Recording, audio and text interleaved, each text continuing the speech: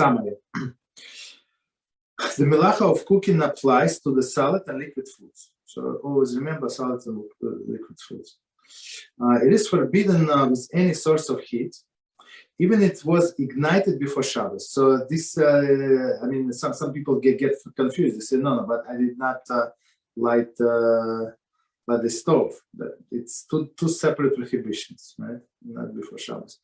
And it does not matter if it's with the actual flame or with electrical heating element. Okay. So even if it does not touch this element, it does not make any difference. There is this distinction between frying, cooking, and roasting. There is distinction. And roasting and baking. Though all of these actions are forbidden on Shabbos, all of these actions forbidden on Shabbos, cooking by the heat of the sun is not included in this prohibition. So in case of the need, so we can cook on a stone. Okay, continue.